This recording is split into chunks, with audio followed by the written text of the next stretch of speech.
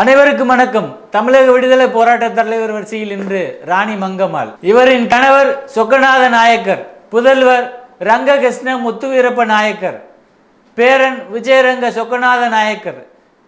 ராணி மங்கம்மாவின் கணவர் மற்றும் புதல்வர் இறப்பின் காரணமாக பேரன் விஜயரங்க சொக்கநாத நாயக்கரை அரியணையில் அமர்த்தி 1689 முதல் 1704 வரை மதுரையை ஆட்சி செய்தவர்.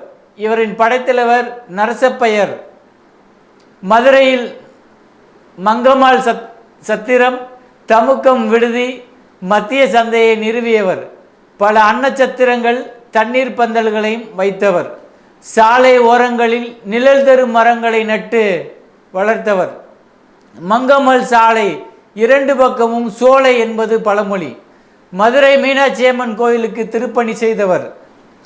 1696 திருவிதாங்கூர் போரில் ரவிவர்மனை வென்றவர். நன்றி, வணக்கம்.